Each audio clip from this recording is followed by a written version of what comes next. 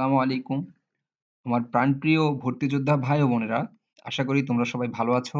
যারা জগন্নাথ বিশ্ববিদ্যালয়ে A, B এবং C ইউনিটে পরীক্ষা দিয়েছিলে তাদের রেজাল্ট অলরেডি প্রকাশিত হয়েছে গতকালকে। তোমরা জানো সবাই।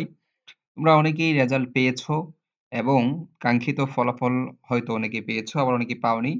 তো যারা পেয়েছো তাদের জন্য আমার পক্ষ থেকে অভিনন্দন এবং যারা কাঙ্ক্ষিত ফলাফল পাওনি তাদেরকে আমার পক্ষ থেকে আ একটু দোয়া, আমি তোমাদের সমবেদনা জানাবো না। তোমাদের জন্য দোয়া রইলো আমার।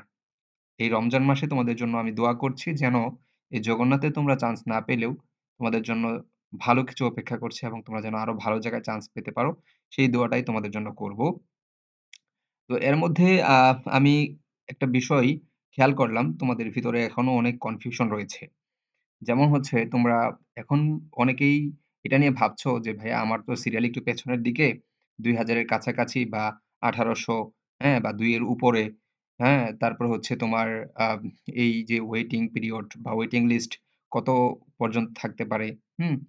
এছাড়া হচ্ছে আরো তোমাদের এরকম আসতেছে মনের ভিতরে যে, আমার যে সিরিয়াল ১২০০-১৩০০ এটা তো প্রায় সিট যা আছে তার কাছাকাছি। তো আমি কি আ ১ম মেরিট লিস্টেই বা চান্স পাবো কিনা? এই ধরনের অনেক প্রশ্ন থাকে। তো এর মধ্যে আমি ২ টা প্রশ্ন আজকে কথা বলব ২ টা বিষয় নিয়ে। ১ নাম্বার হচ্ছে যে তোমাদের কত পর্যন্ত সর্বশেষ মেরিট লিস্ট থেকেই চান্স হতে পারে? এটা নিয়ে একটু কথা বলি। তো আমি আ তার আগে তোমাদেরকে একটু দেখাই যে আসলে আমাদের যে A ইউনিটের পরীক্ষা, B ইউনিটের পরীক্ষা বা C ইউনিটের পরীক্ষা যে হয়েছে, এগুলো কিন্তু শিফট ভিত্তিক হয়েছিল। এবং গতকালকে আমি একটা ভিডিওতে দেখিয়েছি যে এখানে তারা আসন সংখ্যা ওই শিফট ভিত্তিকই ভাগ করে দিয়েছে। হুম? তো এটা নিয়ে আমি বলেছিলাম যে তোমরা কতর মধ্যে থাকলে তোমাদের চান্স হতে পারে। এটা একটা কথা বলেছিলাম। তো তোমরা ওই ভিডিওটি দেখলে হয়তো জানতে পারবে।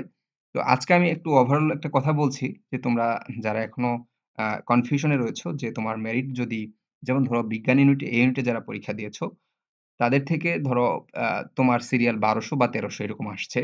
হুম? তো তোমার সিট দেখো এখানে টোটাল কিন্তু ৮৬০ টি।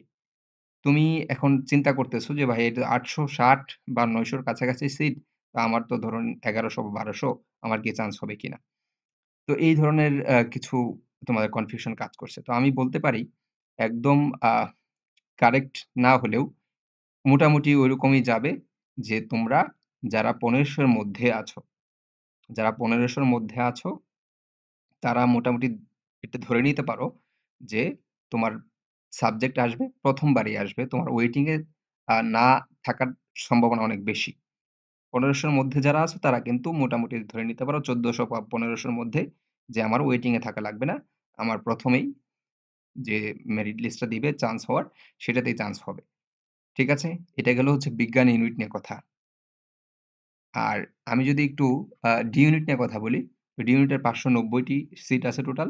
তো ৫৯০ এর মধ্যে তুমি এতটুকু ধরে নিতে পারো, তোমার সিরিয়াল যদি ১,০০০ এর নিচে থাকে, হ্যাঁ? যেমন ৮০০-৯০০ এর মধ্যে থাকে, তাহলে তুমি এতটুকু নিশ্চিত হতে পারো যে তোমার চান্স ইনশাআল্লাহ হবে। আমি কিন্তু এটা তোমার ওই শাখা মানে বাণিজ্য, মানবিক বিজ্ঞান গ্রুপ ওয়াইজ বলছি না। আমি ওভারঅল বলছি। এটা হচ্ছে তোমার চান্স কত পেলে তুমি নিশ্চিত মোটামুটি হতে পারো, এটা নিয়ে কথা বলছি। এছাড়া তারপরে হচ্ছে আমার বি এবং সি ইউনিট সম্পর্কে যদি একটু বলি। বি ইউনিটে টোটাল সিট আছে ৭৮৫ টি। তো ৭৮৫ টি সিট রয়েছে যেহেতু তুমি এখানে ১৩০০ বা ১২০০ র মধ্যে থাকলে তোমার নিশ্চিত চান্স হবে ইনশাআল্লাহ। ঠিক আছে? এটা হচ্ছে ১ম বারেই চান্স হওয়ার কথা বলছি। আর এই যে সি ইউনিট যারা রয়েছো, সি ইউনিটের টোটাল সিট হচ্ছে ৫২০ টি।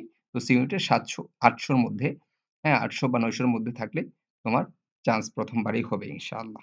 এটা হচ্ছে আমি আ তোমরা যেন ওয়েটিং না থাকতে হয় বা তোমাদের যারা ওয়েটিং এ আ ভাবছো যে আমার ওয়েটিং এ থাকতে হবে নাকি সরাসরি ১ম বারেই চান্স হবে, তাদের কথা বললাম। এখন ওয়েটিং নিয়ে কথা বলি। আমি উল্টা দিক থেকে শুরু করছি। সি ইউনিটে ওয়েটিং লিস্ট কত পর্যন্ত যেতে পারে? সি ইউনিটে ওয়েটিং লিস্ট তোমার আমার ধারণা মতো ধরো তোমার ১৫০০ কাছাকাছি চলে যাবে। ১৪-১৫০০ র কাছাকাছি সি ইউনিটের ওয়েটিং লিস্ট চলে যেতে পারে।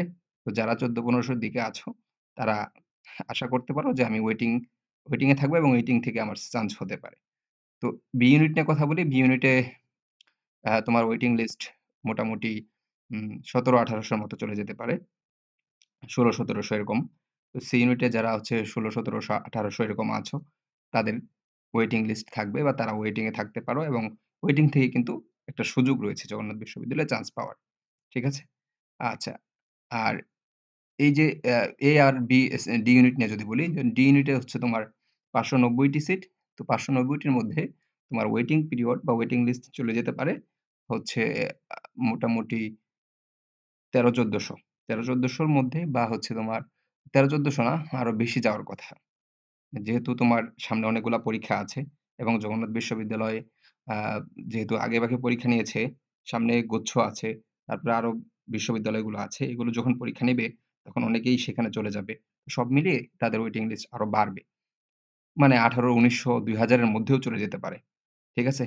তো এইগুলা নিয়ে তোমরা এখনো খুব বেশি প্যানিক করার প্রয়োজন নেই। তোমরা জাস্ট হচ্ছে তোমাদের যেটা কাজ সাবজেক্ট চয়েস দিবে। দেন হচ্ছে তোমরা একটু ওয়েট করতে থাকবে। আমার এইটা হচ্ছে আমার পরামর্শ। তোমরা যারা সাবজেক্ট মানে হয়েছ, তারা সাবজেক্ট চয়েস দিবে, পাসড করেছ, তারা হচ্ছে সাবজেক্ট চয়েস দিয়ে এরপরে অপেক্ষা করতে থাকবে।